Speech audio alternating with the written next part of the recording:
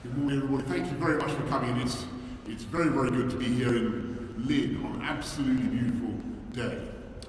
For centuries, our United Kingdom has had a proud history of welcoming people from overseas, including many fleeing persecution. My own great-grandfather came from Turkey in fear of his life because our country offered sanctuary for his outspoken journalism. And when you look back over the centuries, as people have come seeking refuge or simply in search of somewhere to build a better life, you see that this is the very stuff our history is made of. From the French Huguenots to the Jewish refugees from Tsarist Russia, to the docking of the Empire Windrush, to the South Asians fleeing East Africa, to the many, many others who have come from different countries at different times for different reasons. All have wanted to be here because our United Kingdom is a beacon of openness and generosity. And all, in turn, have contributed magnificently to the amazing story of the UK.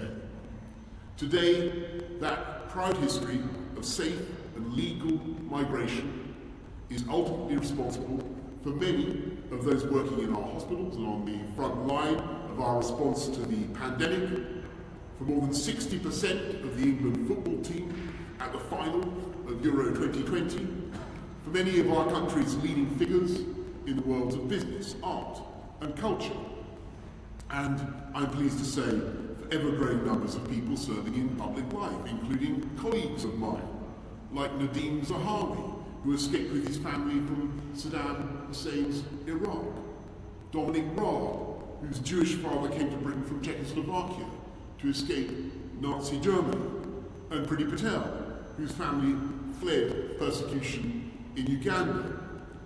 So I'm proud that this government has continued the great British tradition of providing sanctuary to those in need. In fact, doing more to resettle vulnerable people in the UK through safe and legal routes than any other government in recent history. Since 2015, we've offered a place to over 185,000 men, women, and children seeking refuge, more than the entire population of Sunderland, and more than any other similar resettlement schemes in Europe. This includes almost 100,000 British nationals overseas threatened by draconian security laws in Hong Kong, 20,000 through our Syrian scheme, 13,000 from Afghanistan to whom we owe debts of honour, and around 50,000 Ukrainians. And we're not only supporting British nationals, but those settled in the UK to bring potentially hundreds of thousands to their extended family from Ukraine. We're also welcoming unlimited numbers of refugees from that conflict as the British people open their homes in one of the biggest movements of refugees to this country that we've ever known. And as we work with local authorities and the devolved administrations to welcome those coming from Ukraine into our communities, we will also find accommodation across our whole UK for all those who have come here previously but who are currently in hotels. Because it makes absolutely no sense for the taxpayer to foot those bills running to almost £5 million a day, with the sum total of those we accommodate being concentrated in just a third of local authorities. It is controlled immigration through safe and legal routes, which enables us to make generous offers of sanctuary while managing the inevitable pressures on our public services, such that we can give all those who come here the support they need to rebuild their lives, to integrate and to thrive. But the quid pro quo for this generosity is that we cannot sustain a parallel illegal system.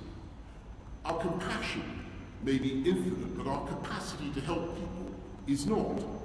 We can't ask the British taxpayer to write a blank cheque to cover the costs of anyone who might want to come and live here. Uncontrolled immigration creates unmanageable demands on our NHS and on our welfare state. It overstretches our local schools, our housing and public transport, and creates unsustainable pressure to build on precious green spaces. Nor is it fair on those who are seeking to come here legally if others can bypass the system. It's a striking fact that around 7 out of 10 of those arriving in small boats last year were men under 40, paying people smugglers to queue jump and taking up our capacity to help genuine women and child refugees. This is particularly perverse, as those attempting crossings are not directly fleeing imminent peril, as is the intended purpose of the asylum system.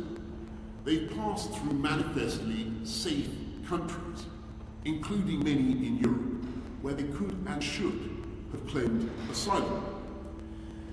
It is this rank unfairness of a system that can be exploited by gangs which risks eroding public support for the whole concept of asylum.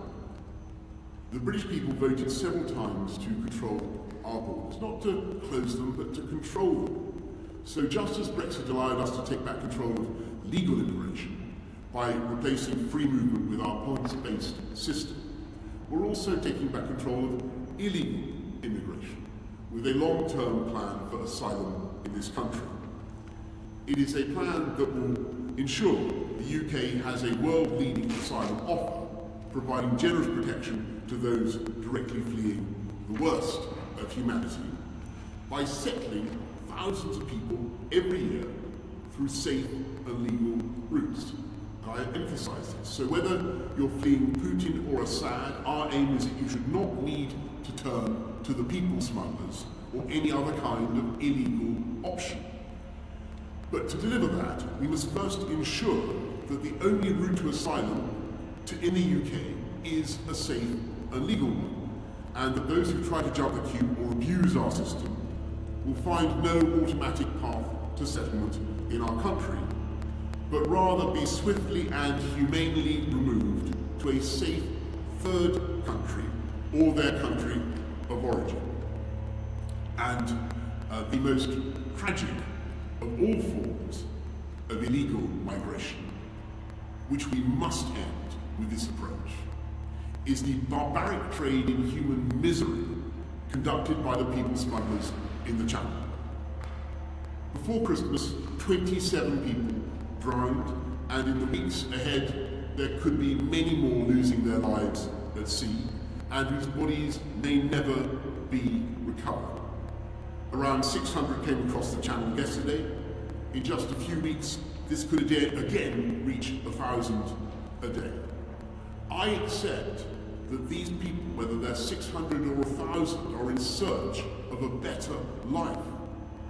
The opportunities that the United Kingdom provides, and the hope of a fresh start. But it is these hopes, those dreams, that have been exploited.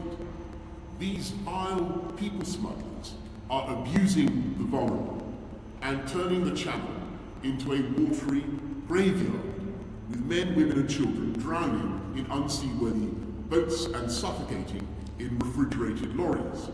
And even if they do make it here, we know only too well some of the horrendous stories of exploitation over the years, from the nail bars of East London to the cockle beds of Morecambe Bay. as illegal migration makes people more vulnerable to the brutal abuse of ruthless gangs. So, we must halt this appalling trade and defeat the people smugglers. That's why we're passing the Nationality and Borders Bill, which allows us for the first time to distinguish between people coming here legally and illegally.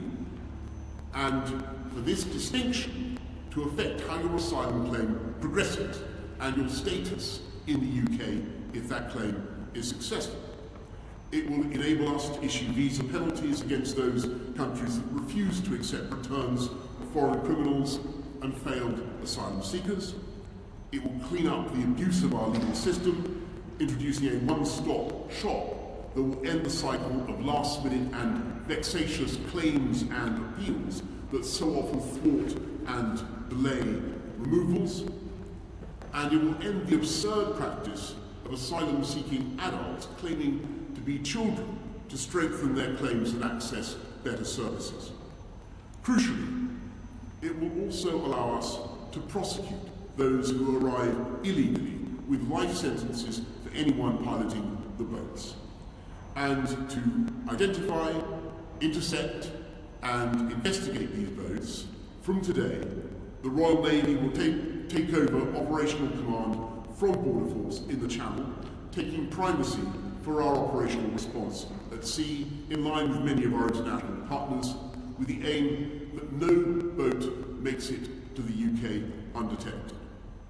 This will be supported by £50 million of new funding for new boats, aerial surveillance and military personnel, in addition to the existing task force of patrol vessels, wildcat helicopters, search and rescue aircraft, drones and remotely piloted aircraft.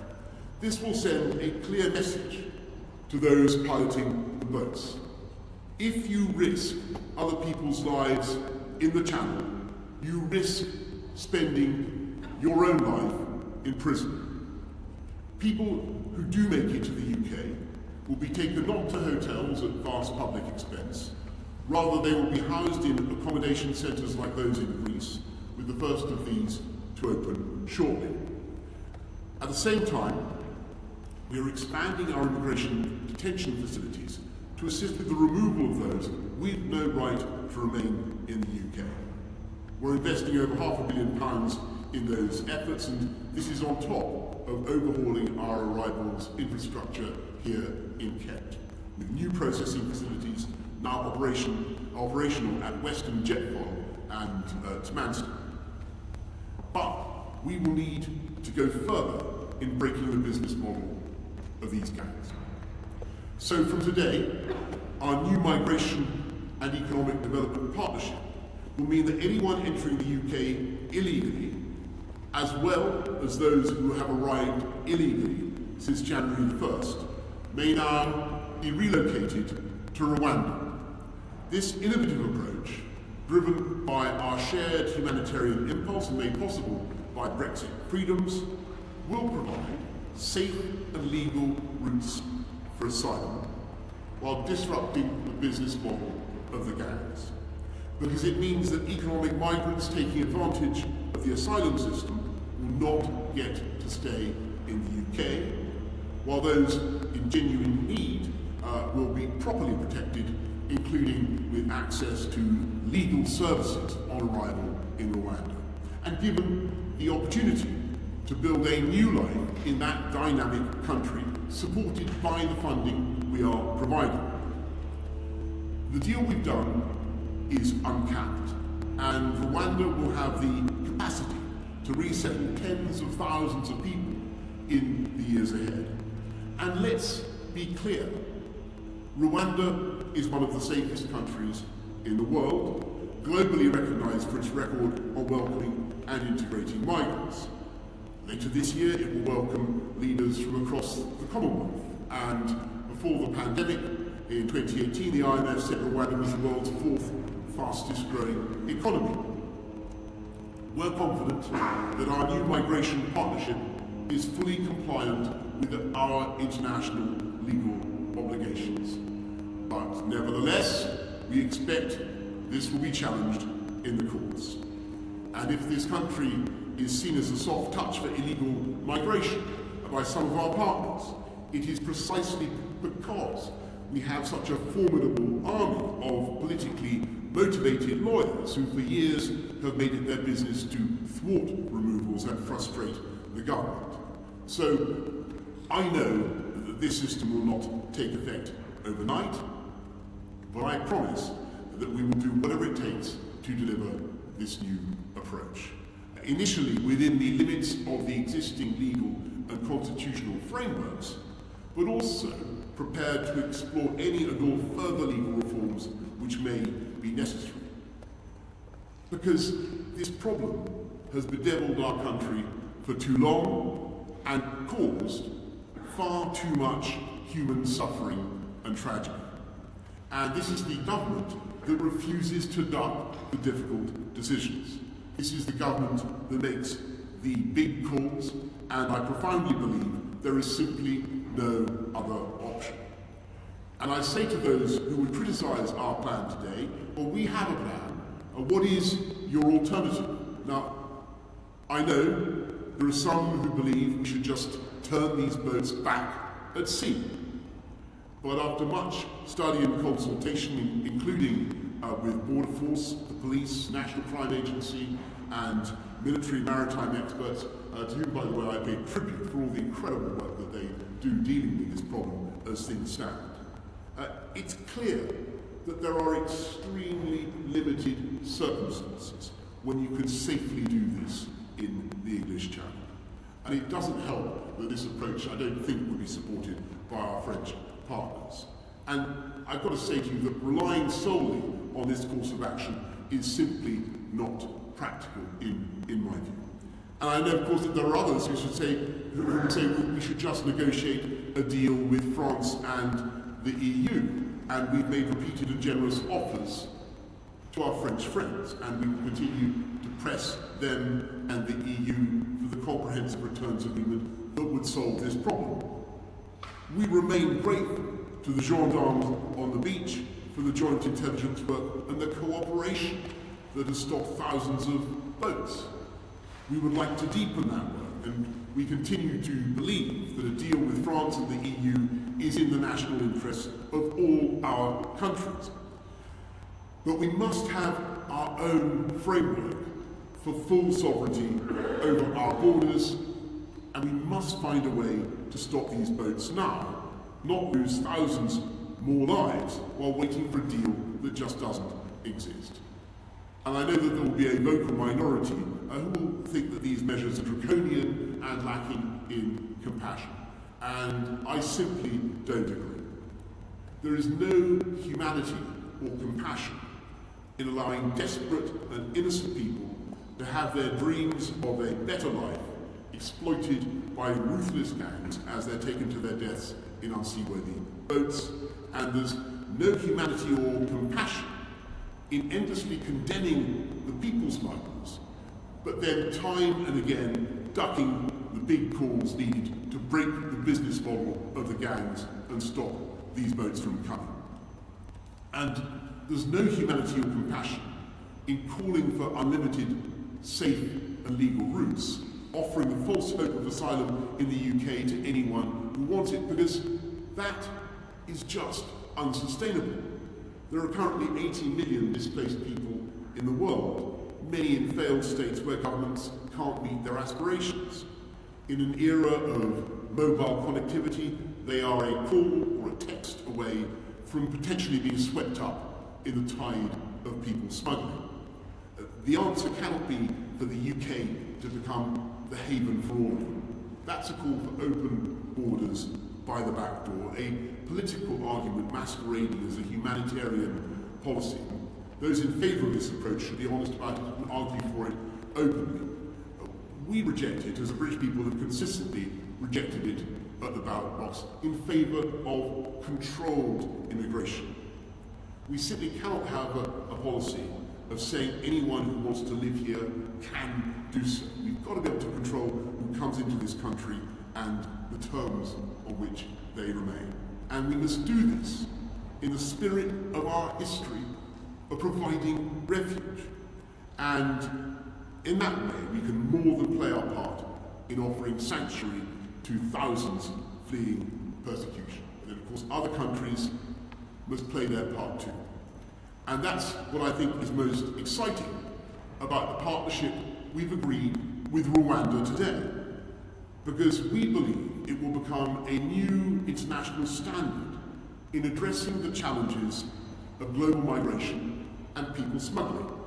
So I'm grateful for Rwanda's leadership and partnership, and we stand ready to work with other nations on similar agreements, as well as wider reforms to the international asylum framework.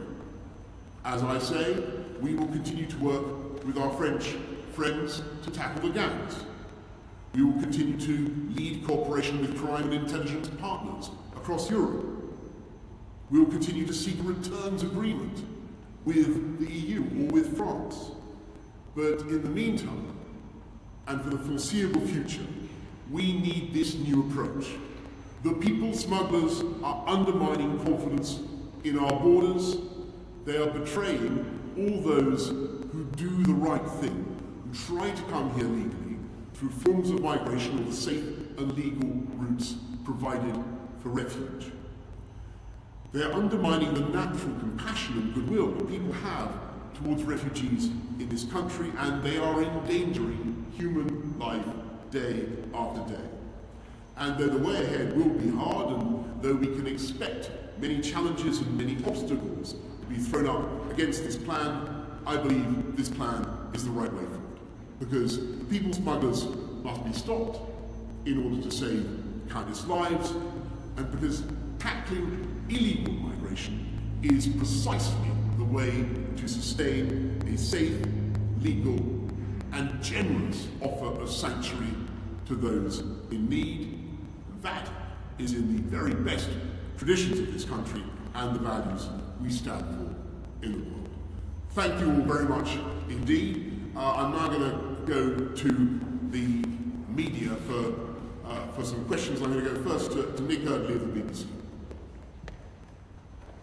Thanks, Prime Minister.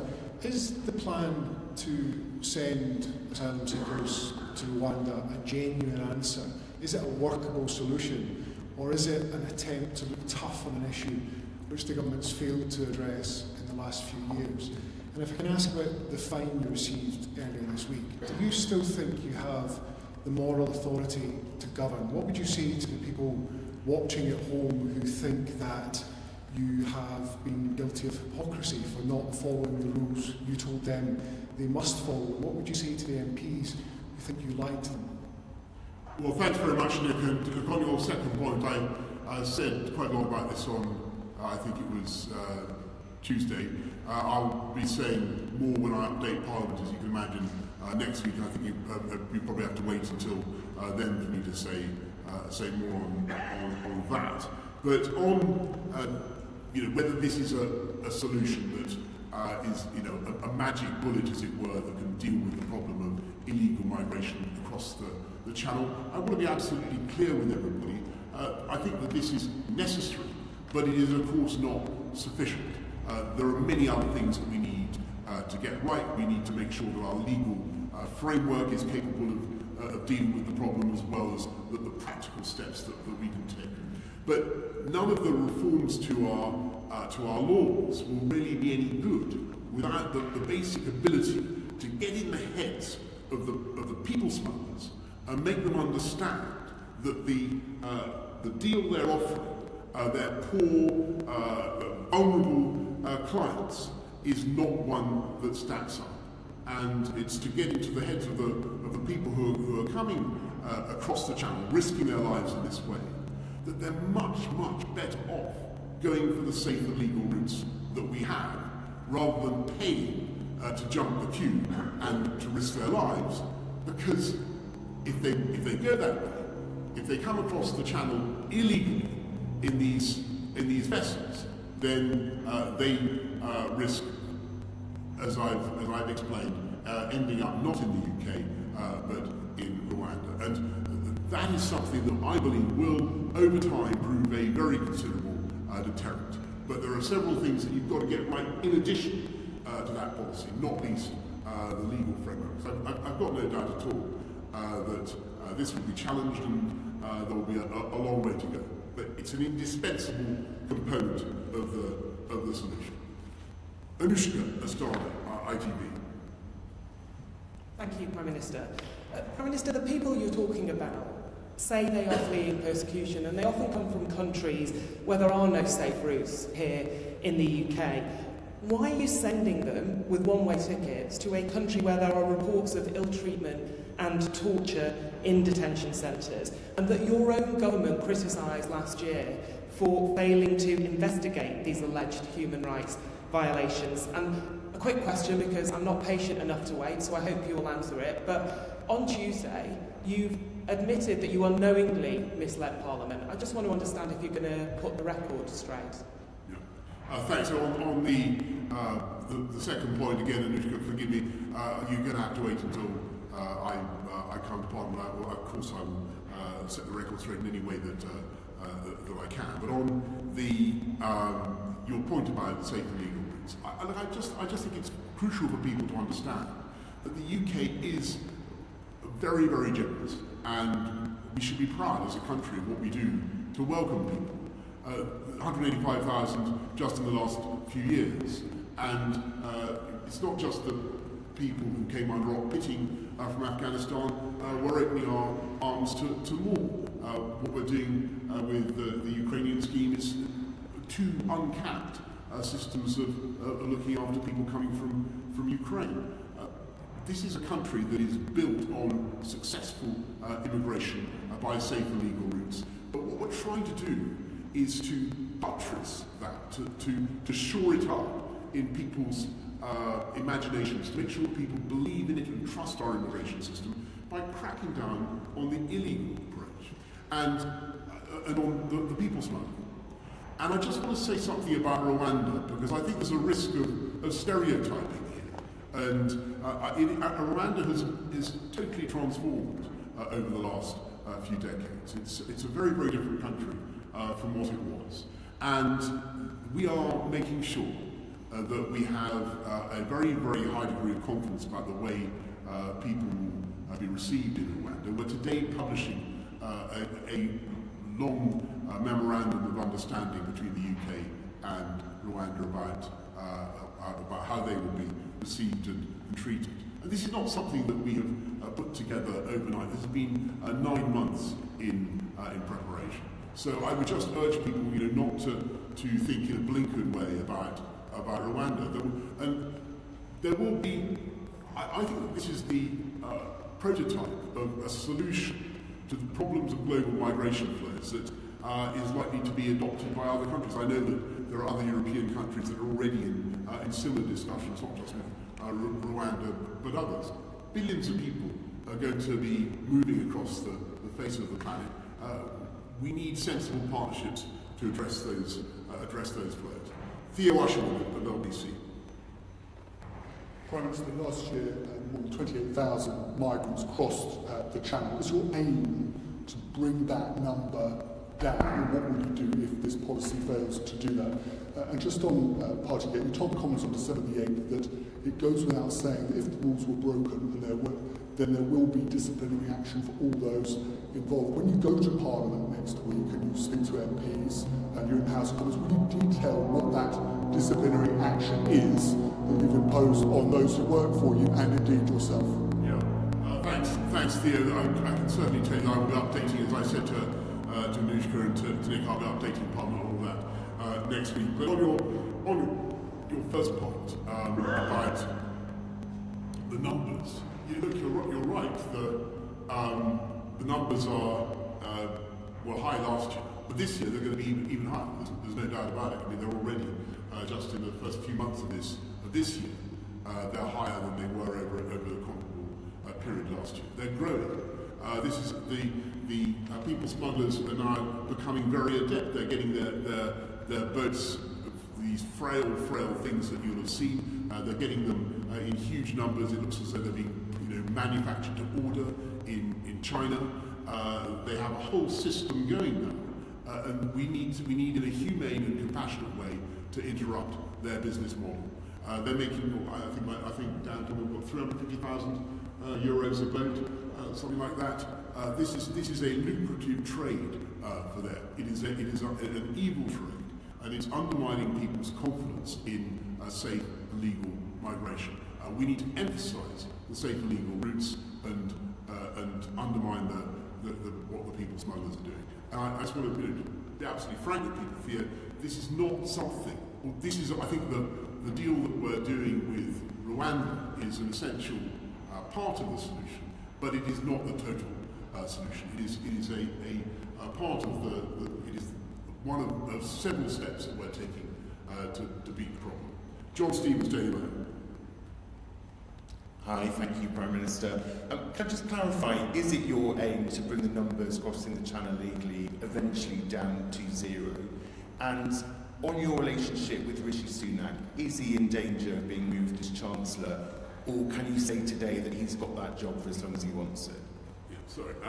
So yes to the second, and yes to, I think, to the first. Obviously, we do want to make sure that I'd like to get it down to zero. I think everyone in this room would like to get it down to zero. I think people in this room do an absolutely heroic job, and it's incredibly difficult to get the balance right, and to be firm, but also to be humane and compassionate to people, very, very vulnerable people, who are who are doing something that is extremely brave and extremely dangerous, which they shouldn't be doing. What we want to show people is that this is not only dangerous, but also likely to end in failure for you, that you're taking the wrong step, that there's a better solution, and you should wait and go via the safe and legal route, and not fall victim to the people smugglers. That's what we're trying to do. Aubrey Allegretti from The Guardian. Thank you, Prime Minister. On top of the concerns about the human rights record of Rwanda, where people who will be fleeing to the UK might obviously be sent because they're facing persecution at home, there's also a cost element. One estimate puts it at £2 million per person per year, and a Conservative MP, Andrew Mitchell, has suggested it would be cheaper to put people up at the Ritz instead. So are you comfortable with the cost element of the plan? And on the party situation you faced, why do we have to wait another week? Can you tell us whether or not you're going to rule out resigning, whether you faced 1, 2, 3 or more flights? Thank you. Okay, so Aubrey, second question, I redirect you to what I said earlier on. I'm afraid that won't give you any particular surprise. I said quite a lot about this on earlier in the week. I think I should wait till Parliament gets back to update Parliament fully. And on your point about cost, what's happening already? The asylum system is already costing this country £1.5 billion a year. The hotel costs are now £5 million a day. You talk about the Ritz. They're now £5 million a day, and it's climbing. And unless we can beat the business model of the gangs, I'm afraid it will continue to climb. And what we need to put in place is the deterrent system that will change their minds, make them see that they made the wrong deal, and that there's a better path for them if they really want to come to the UK. That's what we're doing today. Last question to Jonathan Riley of The Sun. Prime Minister, can you guarantee to the British people that under your premiership there will be no more small boats? And secondly, the Home Secretary is in Kigali today. Would she not be better off being in Paris, speaking to the French officials there and prioritising a bilateral deal with France to stop this? And are you confident that post-French elections that deal will be struck? Look, I think that really, Jonathan, I think that is the most important issue that you've touched on, and I think it's the issue that's uppermost in everybody's minds who has studied this problem. And so, can I guarantee that we're going to get rid of the small boats? Well, no, obviously not. I think that what we can hope to do is to demolish the business model and greatly to deter those who come here. But to say that we're going to get down to zero anytime soon is unlikely. And what we're proposing today is, I think, certainly a radical plan, but it will take a while to come fully and properly into effect. But I just want to say on France and on Paris, pretty and many other ministers have been continually in Paris over the last couple of years trying to negotiate a returns agreement, trying to sort this problem out. And it has been disappointing and frustrating that we've been unable to do that. The French say it needs to be done at an EU level. That hasn't been negotiable either. In my view, and the view of many people who study this, there is more that could be done to intercept people at the French side. There is more that could be done on the beaches in France and now in Belgium as well. But we're not here to try to find fault with anybody else today. Today is about the UK coming up with its own solution in the absence of a proper agreement with France. And that's what we're doing, and we'll continue to work with it. I mean, a lot of the cooperation with the French is excellent. We just think it could go further, and there's more to do. I think that'd be probably a fair summary of it. But in the meantime, before we get there, what we need to do is have a more radical solution that enables us, as the UK, to offer our own package and to undermine the business case of the people traffickers. And that's what we're doing. That's the purpose of this whole package: the military primacy, the new reception centres, and the new migration and economic partnership deal with Rwanda. That's what we're trying to do.